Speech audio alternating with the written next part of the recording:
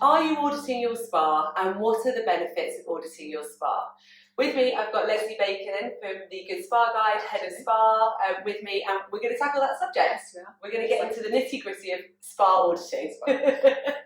So, when we talk about spa auditing, what does it actually mean in practice, beyond ticking boxes and policies? I think for us it's a full immersion into the spa. It's the whole experience. We're looking at it from the very beginning, from the arrival, throughout the day, the interaction with the team, the flow of the spa as well, along with obviously the obvious, cleanliness, maintenance, treatment, quality.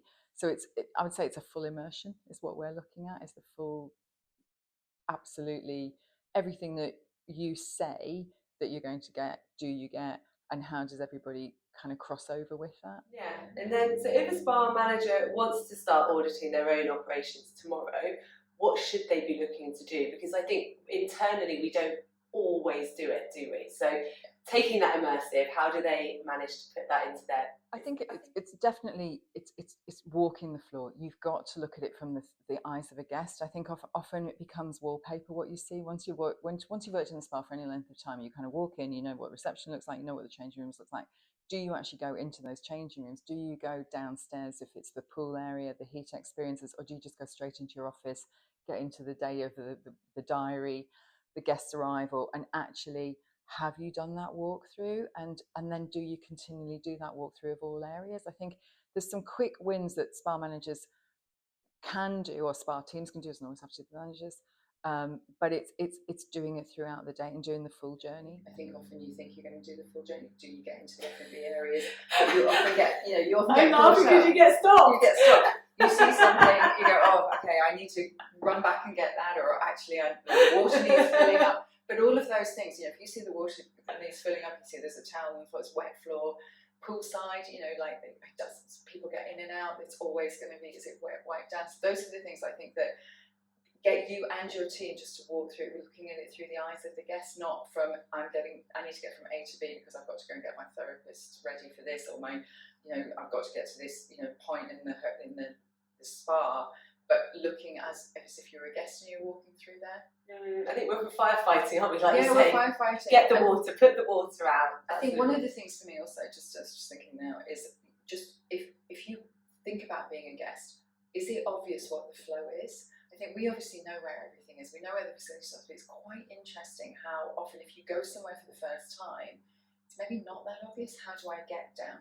to the changing rooms? Yeah. How do I get to the pool? I'm in the changing rooms. Which way is the swimming pool? If you've got big changing rooms, is it really obvious? The number of times I've gone to what I think is the door for the pool and I've actually ended up at the toilets. So every spa I visit is the same. It's really interesting trying to think about it from a guest, or get somebody who's never been before, that's a family friend member or a different member of the team. Oh, that's a good A idea. different member of the hotel team. It's really important, I think, getting your other hotel teams to come and have an experience as well. So just watch how they walk through it. How do they navigate it? Because you guys know it's your space, but if you get somebody else in, how do they use that space? And I think you can learn quite a lot quite quickly, and then you work out where you need a bit more signage. That is a really good point, actually, using the rest of the hotel team to come in and just say, have a walk around, what can you I'm a big up? fan of getting the other teams and members in, because they think, they start to understand your world, and then they can really talk about it. They know. I've been to some spas where I've been asked by the restaurant team, are you going to have this facial? And it blew my mind that the restaurant team knew about the facial that was on the menu. And so for me, they said, oh yeah, we've launched a new treatment, we've experienced it. I think it's always great to make sure your reception team have been and have their nails done and things like that, because then they can talk about it to the guests. So it's a super easy way of cross-selling in a very gentle way that actually is a win-win for everybody. Yeah, so it's almost be like your daily one, which is you going around, but then you also need to think, well, once I've done, if you get around your daily one, but then actually programming in more auditing that's done by the rest of the hotel. Yeah, I think, if you think about hotels, like definitely when I used to stay in a hotel, I'd be asked by GMs, can you check the room for me? Can you tell me, what's the shower?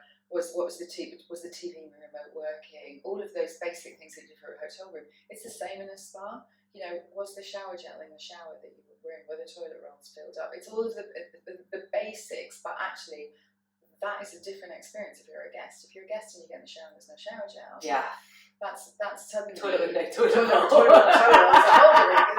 a whole different experience that we don't really want to go down. So I think I'm a big fan of using your own space. I think you can get a lot from it, and I think if you can get your team involved with it, then especially the wider, if you're in a hotel or a health club, whatever it is, if you can get those other members of the team to go in and use the facilities, you will learn an awful lot about it. Do you hear things? You will zone out to noise. We've got a little hum in the background here, but you'll zone out to noise. But actually, for a first time, you'll hear that noise. You go, what's that noise? Yeah. Why is there a humming? Noises in treatment rooms, like what is that? What is it? Is it is there a ticking clock? Suddenly that's for me. A ticking clock would just drive me shoes out. on therapists when they have a squeaky shoe, or just a squeaky door. Oh. So the things that you become, it becomes you don't hear it, but actually a guest on the bed. If your bed is squeaky, that you just need, those are the basics that actually can really change a different an experience for somebody when they're in a treatment room for an hour and you've got a clock ticking. I would be not able to. Water torture, Chinese water torture. It is a bit. Which is not what we want to write about. No, but also I think so. I always wonder how often people actually get in and have treatments. Yeah, I agree with and you. when you were in your role previously, no, I'm going to ask. I'm going to put you on the spot now. You can see this face, not enough. No, it's so true. It's so true, and I think it's something we all say, and I challenge any spa director, spa manager to say that they've had regular treatments. I think sometimes you have trainers that will do that, where it might, it doesn't have to be the full treatment, but get in, check, because I think one of the things that I think you see regularly as a spa manager, spa director, would be the feedback about my friend had this and I only got that. Oh, yeah, so, killer when that happens. Very regularly, on spa experiences, people come together and they often have a similar experience booked, but they have a very different experience when they compare notes afterwards. So I think it is just consistency. That there's nothing to stop your therapist once they're in going, right, Lesley, you've told me that you've got knots in your shoulders, so I'm going to focus on that area. So then when I talk to you after, say, oh, it's amazing. She listened to what I said and my shoulders really feel amazing now. But did they get a welcome touch? Did you finish with the drink at the same thing? Were you checked? Was the temperature? All of those little things that are that surround the treatment are where I think you need to make sure there's some consistency as well. Definitely, I think therapists should have treatment with each other. I think they learn. I think it's also a nice perk. They work hard. It's a nice thing to be able to do. Obviously, you're not going to do it on a busy Saturday, but you can shoehorn it in. There are certain hours where you can do.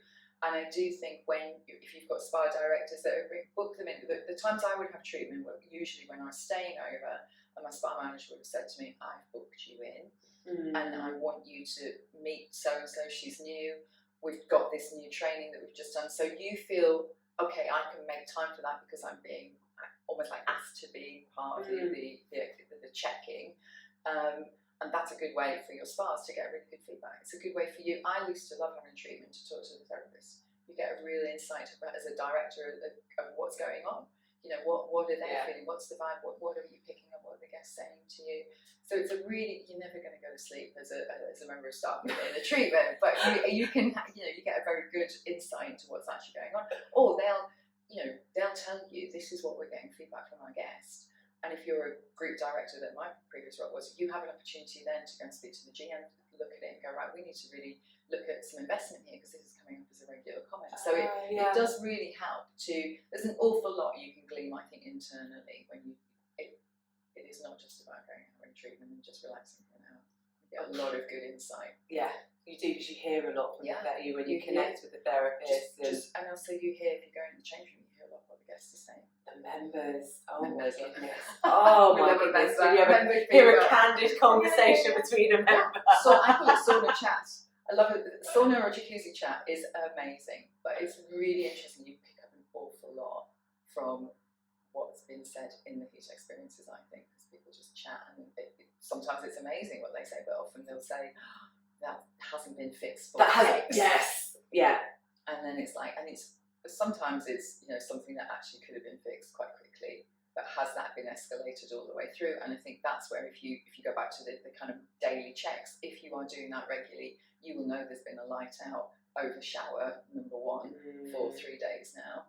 and that's why your members are still talking about it, because it'll be their favourite shower. Members always have a favourite shower that they like to be in, and there's no excuse, like a light bulb can be super easily changed, or lockers. I think that's another thing from a spa point of view with your guests. We know how the lockers work because we use them. Yes. But is it obvious to your member how it should? And people will forget they're on a spa day. They don't. They want to relax. They don't want. Oh, I did it the other to day. remember. Forgot which one was my locker. I did it just getting in this morning. I tried to put my PIN number into the door number.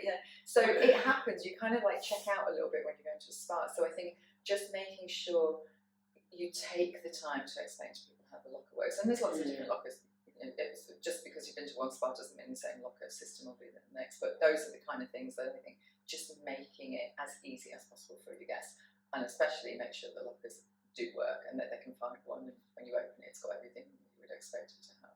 Yeah, so I think there's like a maintenance side of it, isn't there? There's is everything working? Are the light bulbs working? And doing that check, but also taking the time to actually do that guest visit.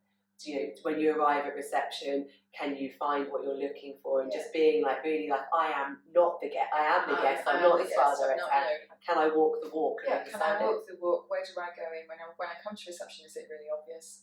Is somebody going to give me eye contact? Where do I sit? Which way do I go? Eye contact. Yeah, eye contact. So even if you're busy, just the fact that as you walk in, I know you're there. A lovely smile, the number of people, it's like I'm on the phone and I'm doing a booking, I'm doing something on the computer, and just, we know that often reception desks are busy spaces, and especially if you've got a membership, you've got hotel guests, but just that smile is like, I see you. Or just like, you're almost like just a gesture, go and sit, we'll be back with you, I see you, it's a great thing. Some sites obviously have got spa hosts and they've got pods, and they very much will scoop the guest up and take them straight through. But as long as I think people are acknowledged, they kind of go, okay, I know that somebody's seeing me. I'm not. For some people, it's quite a big deal coming to a spa. They're nervous. What do I need to bring? What happens? Oh, I feel really intimidated. Or you just say a smile, and then somebody goes, "Let me just get you a coffee. We'll be with you in 5 minutes." It's like they just like your shoulders relax. They're just okay. So I'm being looked after. I think a big part of a spa experience is you are being looked after. You're trusting yourself into somebody else's hands. And you just want to make very few decisions that day. I think that's kind of the idea of it. Like you just want to go and just go. I'm immersing myself into here. I'm kind of checking out of my day life for a few hours.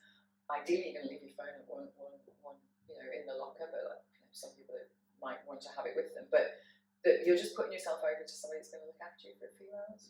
And it's a bit. You just made me think that it's even down to having robes. Maybe the different size robes available and picking up on that rather than that guest who might be apprehensive arriving and feeling awkward. The number of times I get a robe and I kind of have to roll it up, and it's just and again we're all shapes and sizes. So just kind of you might feel more comfortable in this one. Let me help you with this. Or ideally, if you can get into the locker and change that, that's even better. But that's depending on whether you specify a locker. But just that fact of you might be more comfortable with this size. Perfect. That's. Or sometimes you see men that are putting their feet into tiny slippers, with the small robe on. And that's also very uncomfortable. So it's just being ready for whatever might Are you anticipating your guests? Anticipate the needs is a really good insight, and being mindful of how they're feeling. So they basically create some sort of review assessment for your internal audit, make sure you're doing it, but not just a tick box exercise. Not just a tick box. And I think that's the thing, isn't it? I think the more you can get somebody that doesn't regularly go in there to audit, other hotel people, other old friends and family, your member, or your GMs, DGMs, somebody that you kind of go, right, I know you wouldn't normally come in here and use this. And also it's obviously forget them finding their time, but you will get other feedback because you will see the same things and you'll miss things that other things people will pick up on, and you go, oh, I didn't notice that, but actually that's clearly something that they're seeing through their eyes. Which means your guest is seeing it. Yeah, absolutely. You've got hundreds of pairs of eyes going through. The more through the better, and I think and a lot of general managers do this. In my past life, the GMs would walk the floor. It was definitely a way they'd come through. Sometimes they'd even hold their 10 o'clock meeting in one of the the F&B areas in the spa. So again, you're kind of having more people through, but they probably only come into one section, and it's where the teams can then follow through and go through I mean, and also your maintenance team. I mean, obviously there might be, once you're open, they won't be able to get into every area, depending on what the changing rooms and who's going in where, but they can get to a lot of places, and they anticipate, okay, we're going to be busy today. I need to make sure the pool plant room is ready for this, so that we can cope with the bather loads. Those kind of things. So obviously that's from your experience as well, and my experience. You walked a lot of spas. But from your experience of visiting and auditing spas, obviously now with a good spa guide, managers think they're doing well, but an audit, and I guess maybe an external audit in this case, might actually tell them a different story. It might. I think genuinely, your pinch points. I think if you're a new spa manager, maybe not, but I think if you've worked in the space for a while, you will know where you get the feedback from. You'll know what your pinch points are. So I think the good spas will anticipate that and have a contingency plan. They'll know how to move the volume of people around. They'll know actually that treatment room's it's too cold. It's a freezing cold day. We're just not going to use it because we don't need to today, and let's not use that one because otherwise the guest is not going to have a good experience. So things like that, I think you mostly will know, and if you don't, you need to get to know what are your pinch points, where are your opportunities. So if it's really busy, using a double room and going, right, we're going to upgrade you, we're going to give you this bigger room, this big, so you make the guests feel really special. We're going to give you some extra time in the resort, and actually you might be doing that, or here are some nibbles that are going to be taken into the relaxation area because poolside's busy right now. So just those kind of things. There you go. That's my gift to you. I like it. Depending on what you're food. We're like sheep. or do a retail workshop. Where when a certain. So if you're most sites you will have a hotel guest, a member, a spa day guest. Possibly got family time as well. So you're trying to balance all of these different people into your space. So actually, the more you can kind of go, right, well, I need to curtail these guests here because I know family swim's going on right now, so I don't want them on poolside. So actually, if I do a retail workshop that's complimentary, that's an added benefit for their spa day. Or we're going to do, I don't know, hot chocolate and little sweet bites at 3 o'clock in the afternoon. I'm going to be in this area. It just naturally helps navigate the space. And that, for a guest experience, is amazing. Your spa guest is going, wow, this was extra to what I expected. For you, you're managing your space well. Your teams know, right, kids' swim's finished, wipe down poolside. We know those guests are going to be finishing their hot chocolates and going to be down in 10 minutes or whatever. So I think there's things like that where I think if you can learn to just put little contingencies in, you can alleviate yourself a lot of problems. Yeah, that actually ties into a webinar I've done with Deborah from British Sauna Society in Alpha training. Yeah. Saying actually, if you put an Alpha on at a time when you need to move your guests out of a busy area, you put them in experience there. You can actually manage your bather nets and things like that much more easily. Do an outdoor meditation. Yeah. Spa guests, would you like to come out? So again, play with your property. You know what you've got. You know what the weather's doing, where you can go. But sometimes you can just put those extra bits in that they might never have heard of a sauna ritual. They go, it's amazing. I experienced something. I'm going to go back and do that bit more. I'm going to look into that. I'm going to see if I can do that where I live. So I think there's surprise and delight is quite easy. I think to do some little. It doesn't have to be huge. It can be something quite small. But it's extra to what they've got on the booking sheet. It's extra to what they read on the website. And the guest goes home and goes, that was fabulous. And you have a spa that has a better flow for the guests. Exactly. And it's a win-win. Yeah, exactly. It's a win-win always. Yeah, win-win. We like that. Many of the principles we're talking about are exactly, the internal auditing. Yeah. But then obviously with the external auditing, we were talking about that earlier, like how that can align with what you do with what the internal audit does. Yeah, I think so. I think what we're saying is, there's obviously internal audits. We come in, we the Good Spa Guide, we're very keen to collaborate. We're not trying to catch people out. We're saying, look, we're coming. You're not the AA man. We're not. We are wanting to work with you to say we see what you are. We benchmark across the industry and say, look, we think you sit at this level. If you want to get to the next level, this is what we think you need to do. We try and advise you on things that we've seen that would be quick wins. We're also very mindful, we're operators, so there might be the time that the shower's out, the boiler's gone down, the sauna didn't work today. Be upfront with us about that. You know, we totally understand that things can happen on the day, and that's not going to spoil a review for a year on those something. Somebody called in sick, like, I'm really sorry, we're booked in for this, we're going to have to change it. That happens. It doesn't happen all the time, and you hope that it won't happen on the day, but we are very aware that could happen. So I think for us it's about collaborating jointly with the teams. We try not to come in on your busiest Saturday. We know that's a day you can make a lot of revenue. We don't want to take away the revenue, but we're also very keen to really shout about how amazing the spa industry is in the UK. We've got some fabulous spas. This place has been built all the time. There's extensions being done to existing properties. So there's a lot of independence now coming out. There's a lot of wellness coming into spas. So we're really trying to. There's a lot of sustainability. There's access. The accessibility. There's spa is really grown. You and I have seen this in the industry for a long time. Where it started when we first started to where it is now, and it's super exciting. There's lots more coming out there. So we are just saying, look, we're here to say to you, this is what's out there. This is what's good. This is what's great. This is what's incredible. And keep going, and we're here as a support for the industry. That's definitely how I see it coming in.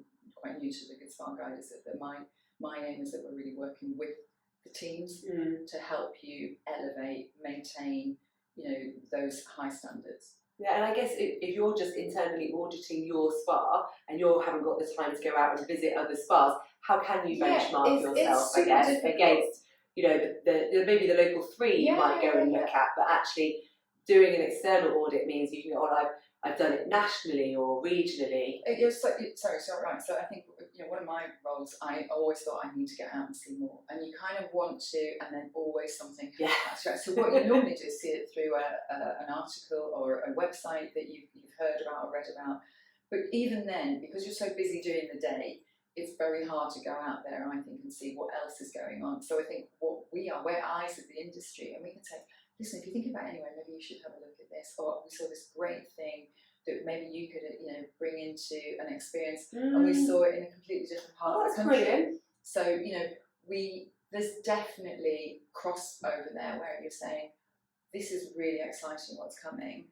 And also just, we are there, pick up the phone and talk to us. We're thinking of doing something, can I just run this by you? Do you see this as something that's popular? Brilliant. So, I do think if you can see what your competitors are doing, it's great. And just see what the industry is doing. They're not always competitors. I don't think there's a lot of demand for spa. Yeah. So, and most spas are quite different. There's very, very few I go, oh, this feels the same as the last one I went to. They've all got very unique feel, and that's their character, and that's why people will go to lots of them, because they're not all the same. Yeah, and I think that's the thing. If you don't go out and you can't see what's happening, but you're offering the advice and saying, we've seen this, have you considered this? I didn't even realise you did that. You could do that. Yeah, definitely. And I think it's also not thinking it's got to be huge. Like a lot of people have got a much smaller space to work with. Like, what can you do with that space? Just do what you do, but do it well. You don't have to be all things to all men. There are some incredible resort spas out there that are absolutely amazing, but there are also some really great intimate spaces. There's some great urban spas that don't have heat experiences, but you go and you have like some of the most incredible treatments that are out there. So I think that the spa world is big. It's got a lot of options, and we're trying to say, right, this is where you kind of sit within that framework. And I think it's interesting. Actually, that is a really good point. Is there like a minimum requirement of things like heat experiences and things like that? Because I think everyone is starting to go a bit crazy with that. I think it varies. So many. We're looking at urban spas going, there's not the space. So I think what we do, we try and benchmark within what you say you are, where you sit.